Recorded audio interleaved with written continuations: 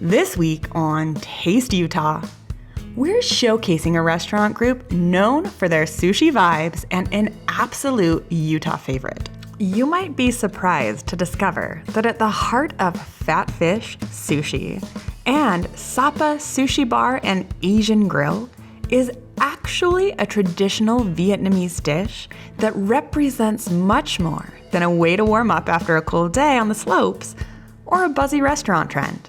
The roots of these Japanese-style restaurants are deeply grounded in culture, heritage, innovation, perseverance, family, community, and a desire to share a bit of home with you. After all, isn't that what we genuinely love about eating out at our Utah restaurants?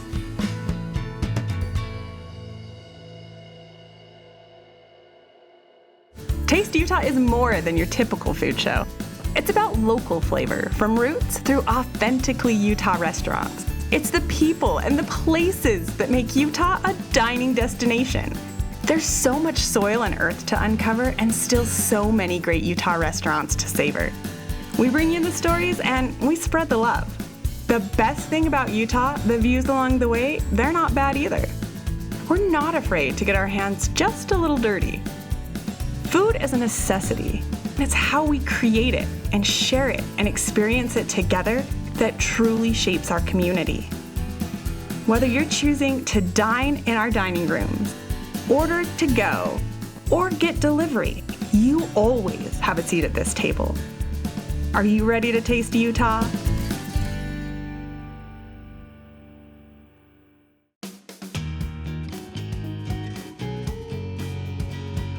We're in Bountiful.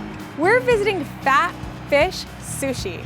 We're gonna visit with Hung Nguyen. She's a co-owner with her 7 siblings, not only of Fat Fish, but also Sapa. We're gonna learn all about how they're bringing sushi to Utah here in Bountiful, and then we're gonna head to Salt Lake City. Let's go. Hi, Hung. Hi, Katy, how are you? Oh my gosh, I feel so much better now that I'm here. Well, welcome. We're so excited to have you. Thank you. This is gonna be a really fun day. We'll introduce people to Fat Fish and then we'll head over to Sapa. Awesome, let's go. Let's do it. Hung, this is beautiful. What's funny is a lot of people don't realize that Fat Fish is part of the same family of restaurants with Sapa. So they will come to Fat Fish and be like, this looks and feels familiar, but they can't put their finger on why. Right. And so you can get a little bit of everything that you love at Sapa here at Fat Fish in Bountiful. Oh, that's so nice. So you don't necessarily have to drive in to Salt Lake City to get that same kind of quality of sushi. If you are craving some of the hotter kitchen items, then you might have to make the trek. Depends on, but every location serves our pho. What is in front of us? I mean, this is an amazing array of sushi. Yeah, so we have the low rider here. Okay. This is a really popular roll, and a lot of people from Sapa will recognize this roll. Okay. It has hamachi on top, and then tuna underneath the hamachi. Then it has the spicy crab on the inside, and it's topped off with scallions and masago and some fried shallots there. I love that, and a little. And it is tempura shrimp Yeah, in I there was as gonna well. say like the little tempura, which gives it the crunch from the inside, but then you also have the fried onions that give it a crunch on the outside. Yeah. It does have jalapenos on the top as well, so it is a little spicy A little for spicy. people. And then the next one is actually my favorite one. It's just nice and simple. That's the sunset roll. It has beautiful. salmon with lemon on top and just crab and avocado on the inside there. It's gorgeous. That is one of our vegetarian rolls. That's a forest fire there. It has avocado and cucumber and jalapenos and lime, and it has fried shallots and our house-made chili oil over the top. And then this is just indicative of the sashimi that you can get when you come. Yes, that you can do a sashimi combination. Okay. And then these are nigiris, where you have your salmon, your tuna, and hamachi just over a ball of rice there. You really are giving Utahns such a great opportunity to experience sushi because we live in a landlocked state. It's not easy, it's not cheap, but one of the big things that we do kind of pride ourselves on at Fat Fish and Sapa is making sure that everything is quality, but it's reasonably priced. It really is like the breadth and depth of the menu here. It is pretty magical, but it's not just sushi, right? There's other things that people can get. In the kitchen here at Fat Fish, you can get different grilled meats or noodle dishes. Okay. There's calamari, edamame, all of your appetizers, staples as well. Talk to me a little bit about your role at Fat Fish. I am one of the owners. It's my family's business. Okay. Your family's been in the restaurant industry for a really long time. Yeah, so we are immigrants from Vietnam. Okay. We came in '83 to Oakland, California. Okay. And then unfortunately my father was killed a few years after we got to the US, and my mom, was 35 with 7 kids, widowed, and she actually had a cousin who lived in Salt Lake City. Yeah. And he told her, come over here, check it out. It's such a better place to raise a family in Salt Lake City. And she came over and we moved here in '92. My mom opened up the very first pho restaurant that was ever served in Utah. So we were the family that brought pho to the state here. Oh my, well, so thank you. It's still her recipe that we make, and we serve at our 2 Fat Fish locations and the Sapa location. Not only did she bring pho, but she brought her 7 wonderful children who now are partners basically, right? In all the restaurants and bars and all the other crazy businesses that we run. Oh my gosh, so you work with your siblings? So there's 3 girls and 4 boys. My sister Mai is the oldest. She's the chairman of the company. Okay. And then it goes 4 boys, and then myself and my younger sister Leanne. What was the motivation? Wherever you go, you bring your food with you. Hopefully, Yeah. right? That you can find a place to be able to still make the same food that you made in your homeland. And so pho was one of those dishes that is very core to Vietnamese culture and food. And so food is the way to really open up and be part of the community. Oh, I love that. So well said, because you are doing such a fabulous job of that. There are a lot of great restaurants in Bountiful, and so we wanted to just come and complement what was out here. The community of restaurateurs in Utah are supporters. They're cheerleaders. They're here to help each other. Yeah. Oftentimes the restaurant industry is known as being sort of like a revolving door where it's hard to keep employees, but when you treat them like family, it becomes a really supportive and inclusive environment, which that's what it sounds like you're creating and doing. And hopefully it shows from what you feel from our employees when you come through, is that they are hopefully treating you guys like this is your dinner table at home too. Yes, it's just been such a fun and rewarding experience, and I would love to pop back in the kitchen or go to the sushi bar and chat with Chef. Would you? Yeah. Oh, awesome. Yeah, I think Chef Hiro's back there, so let's go back there and see if he's available. You're executive chef hero of basically all of the Sapa Fat Fish restaurant group.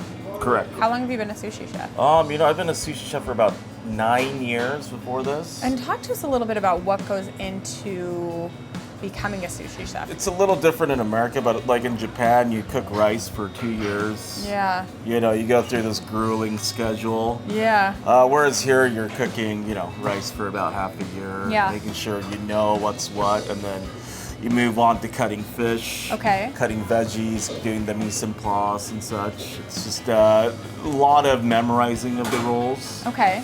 And kind of coming up with your own is, that's kind of what makes you a good sushi chef. I've been told over the years of this show that the key to being a good sushi chef is a great, sharp sushi knife. We sharpen our knives every day almost when we're rolling sushi. So you have to learn how to do that as well. So we're gonna make a roll together, is that what's happening? Yes. I'm excited. I've actually never done this. So I'll suit up. Okay. What are we gonna make? We're gonna make the basic of the basic sushi roll. It's called the California roll. I love a California roll. You've heard of it. So where do we start?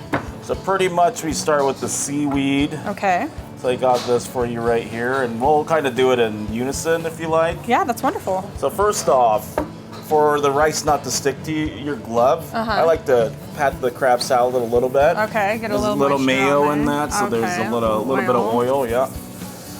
So next, you grab about 3.5 ounces of rice, put it on the nori. Gotcha. What I like to do is I like to kind of put it down the middle like that, like a mohawk. Oh, cute. Nice and gently, like you never want to smash the rice. I'm smooshing it. I've ruined all it. good, all Okay. good. So now we flip over. Okay.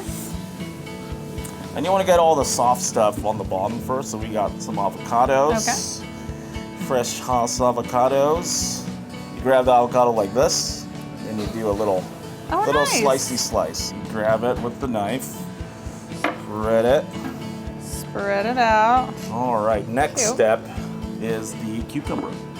So you want to grab about 6 strips like this. Got your matchsticks. Yeah, put it down. Perfect. Okay. Okay, so we're gonna grab about, ounce and a half of crab salad Okay. and kind of spread it out. This is another fun part. What Okay. you want to do, grab this guy, put it about 1 inch above the bottom. Nice. You have this as a kind of like a leverage. Okay. Gently grab this, fold the top over, okay, like so. Yeah, I gotcha. Like so. And then we do the reveal. Boom. Oh. What you want to do is come in, clean up the sides, Okay. and then the end process is to sprinkle some sesame seeds on top. And lastly, this is the hardest part. Okay. So what we're gonna do is grab a little saran wrap. Okay. This is to keep the roll intact. Okay. Okay. So what you want to do, this is probably the hardest part, but you do about 1 inch per piece. Okay. You want to go in nice and gently and then push down. Nice. Nice and gently, push down. Push down, and then once you get good, you can just go boom, boom, boom. Push down. There you go. Nice and push down. Nice. Nice. Push down. It's a little squishy, but listen. It's okay. Just get in my sea legs. So, the last step is to corral it all in. Okay. Make it nice and neat, so you knead it up. And again, you don't want to smash it too much. Right. Okay, And beautiful. You do that, and then the last reveal is done. Corral. Oh, I mean, it came back together Oh, pretty yeah. nicely. Looks And great. then big reveal, Oh. something like that. Yeah. Listen, this is one of my first times making sushi, and what I'll tell you is it's definitely the best I've ever done. It looks great. Now this is going to go out to a table, so. Oh, wow, okay, perfect. Yeah. Don't tell them that. That would be so sad. Now, I'm going to go meet up with Hong. She went over to Sapa. Okay. So I'm going to go head down there. Okay. And I hear I'm going to meet up with you in the kitchen down there. Yep. I'm excited. Thank All you so right. much. This Yeah, has been no so problem. fun. Thank you.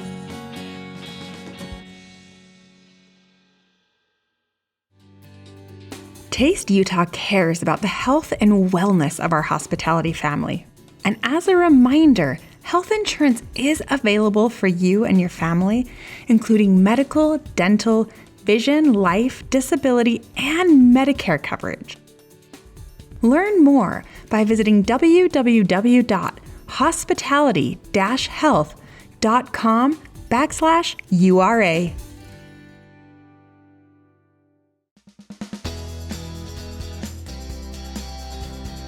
We're in Salt Lake City, 700 South and State Street, and we're heading to Sapa. We just came from Fat Fish. Hong's inside waiting for us. We're about to introduce you to the place that everyone raves about. Typically, a line out the door. I'm walking in. Hong! Hi, Katy. Welcome. Thank you. It's so good to see you again. So good to see you. Are you ready for this? Yay, let's do it. Hong, I am so impressed yet again with what you have prepared. What do we have in front of us? Sapa's known for its sushi. Okay. But people don't realize there's a really great, big and robust kitchen menu as well. Okay. So I wanted to kind of just show you some of the great dishes that comes from the kitchen. Right here in front of me, we have the beef masmam vermicelli dish here. Ooh. We have the tender beef that you can cook rare or medium, whatever you like. It has a little coconut milk in it over vermicelli, and then it also has cucumbers and lettuce with bean sprouts, and then the fish vinaigrette sauce that you pour over it. Yum, So that's yummy. delicious. Okay. And then in the middle there, you have the baked dynamite. You have your shrimp, calamari, mushrooms, and some onions with our spicy mayo sauce that's baked under the broiler there. Yum, and it looks like even it has fish eggs on the top. Yeah, it has a little bit of masago. Ooh. The orange little tobiko masago over the Yum. top. And then in front of you is the hamachi kama, which is the collar of the yellowtail. It's dusted with a 5-spice and different seasonings there, and then broiled under the broiler. When I go to a sushi restaurant, this is my favorite dish. So yummy. And then this is forbidden rice? That is the forbidden black rice. Yes. Yep. So it's a little bit nuttier, a little bit more of a toothy taste to it, and you have the regular just steamed jasmine rice underneath there. And then we have... This is the red violin. Okay. And it has the tempura shrimp inside and crab inside with avocado and mango and strawberry over the top. Gorgeous. So it's a nice, really light, citrusy, fruity roll there. Yes. And it has with our house-made unagi eel sauce.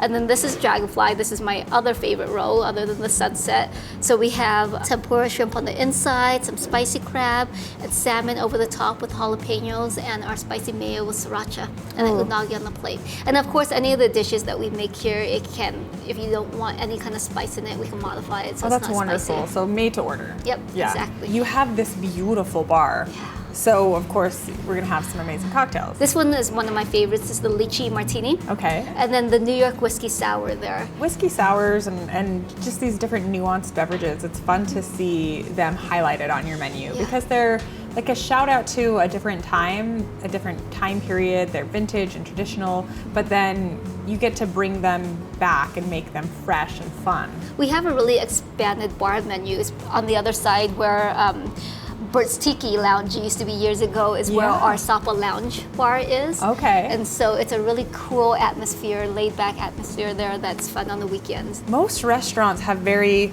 small spaces in downtown Salt Lake City, but you actually have huge. There's a couple of things that's fun about this space here. This used to be a grocery store. Years ago, it used to be a Chinese grocery store when we bought over the property back in 2007. Purgatory around the corner, that's our bar as well. That was the warehouse that held a lot of the inventory for the grocery store. So when we came in, we remodeled the entire thing. We didn't have the bar at Sapa Lounge next door yet. We just had this space and then the garden. With the garden, what's fun out there is the tea houses that we have out there, they come directly from Vietnam and they're a couple hundred years old. We purchased them from the northern region of Vietnam and kind of the mountainous area and had them reconstructed over here. And they're tongue and groove construction. They're hand carved, beautiful tiki wood inside. So it's really fun. And there's 3 of them out there that surrounds the garden. The ambiance out there in the summer at nighttime. I don't know if you've been out there. Yes. Amazing. It's so pretty when the lights come on and you have the fountain going. We have a koi pond in the corner there. It's so cool. This has been really, really special. So just thank you for your time. Thank you. And then I kind of want to see this pho. We've been talking about it all day.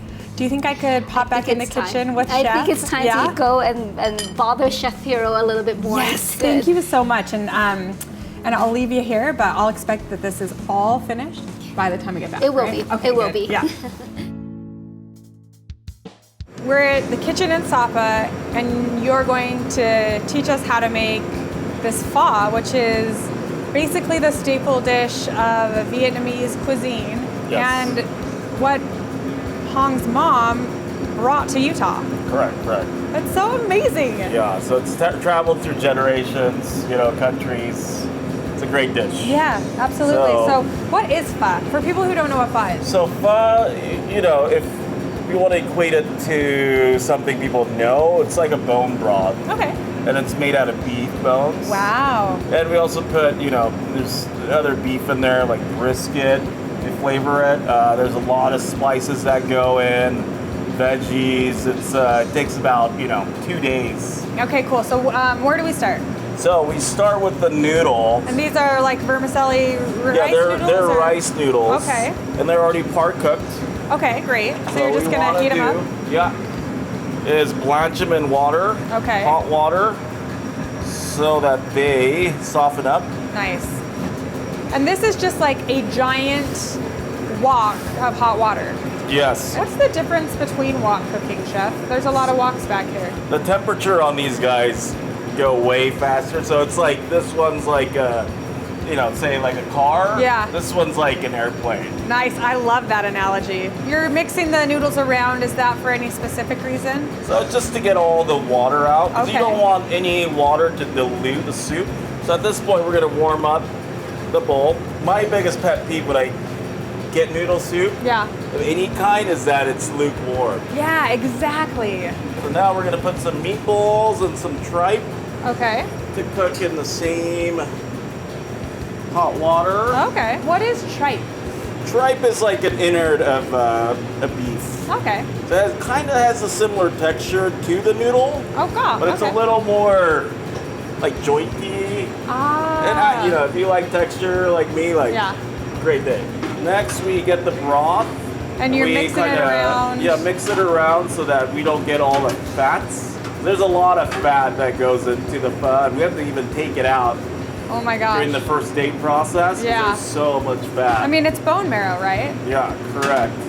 Next, we pour that in. Gorgeous. Oh, that's a beautiful color. It's nice and clear. We'll get some lean brisket. And it's raw, It's so raw. the broth will cook the brisket. Correct. Now we're gonna put some meatballs in there. Okay. And some tripe. And then we're gonna top it off with some Got cilantro onion, and cilantro, onions. and green onion mix. Nice. And then if you want, you can get this fatty brisket, which I like a lot as well. It's thinly cut. I mean, and if you want, I mean, who wouldn't want it, right? So some people don't like the fat, you know. the fat holds the flavor. Yeah, fat is flavor, you know. So like that, and it's done. I mean, this is beautiful. Chef, I just have to say, I'm so impressed with the depth that's on the menu and in the kitchen, and your background and your heritage and what you're offering to the people of Utah. I mean, these restaurants are really special, and you're at the heart of it, and we're just so grateful. Thank you. I'm gonna take this, if Yeah. that's cool, and enjoy. Please. Thank you, yeah. Chef.